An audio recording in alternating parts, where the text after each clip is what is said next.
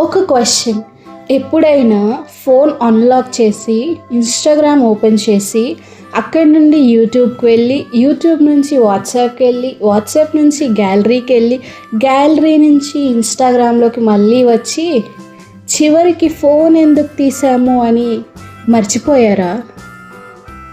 లేదా ఇది నేనే చేస్తున్నానా?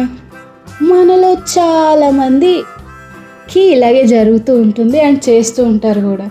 అమ్మ ఏదైనా సర్చ్ చేయమంది అనుకోండి, something prize or something anything, మనం ఏం చేస్తాం? ఫోన్ ఓపెన్ చేస్తాం.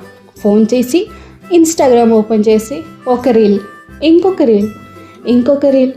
10 నిమిషాల తర్వాత అరే అమ్మ ఏదో చెప్పింది కదా అని డౌట్ వస్తుంది. గూగుల్లో ఏదో ఒక విషయం సర్చ్ చేయాలని చెప్పి అనుకుంటాం, కానీ ముందుగా యూట్యూబ్ ఓపెన్ చేస్తాం. యూట్యూబ్లో రికమెండెడ్ని చూస్తాం, ఒక వీడియో మాత్రమే చూద్దాం అని చెప్పి 30 నిమిషాల తర్వాత సర్చ్ చేయాల్సిన విషయం కూడా మర్చిపోతాం. అలారం పెట్టడానికి ఫోన్ తీసుకుంటాం, కానీ ముందు వాట్సాప్లోకి వెళ్ళి తర్వాత ఇన్స్టాగ్రామ్లోకి వెళ్ళి ఆ తర్వాత యూట్యూబ్కి వెళ్ళి చివరికి అలారం పెట్టకుండానే నిద్రపోతాం. నోటిఫికేషన్ లేకపోయినా ఫోన్ అన్లాక్ చేస్తాం. ఏం కొత్తగా లేదు అందులో, కానీ 5 సెకండ్స్ తర్వాత మళ్ళీ అన్లాక్ చేసి చూస్తాం. నిజం చెప్పండి, ఈ సీన్ మీ ఇంట్లో కూడా జరుగుతుంది కదా? ఫన్నీగా అనిపిస్తుంది, కానీ ఇది మన మెమొరీ ప్రాబ్లం కాదు.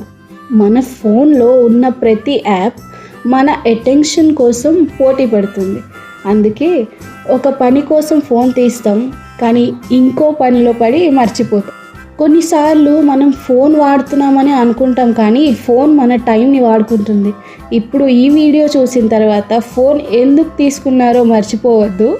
కమెంట్లో ఒక నిజం చెప్పండి. ఫోన్ తీసుకొని ఎందుకు తీసుకున్నామో మర్చిపోయిన లాస్ట్ టైం ఎప్పుడో చెప్పండి. నిజాయితీగా చెప్పాలి మరి.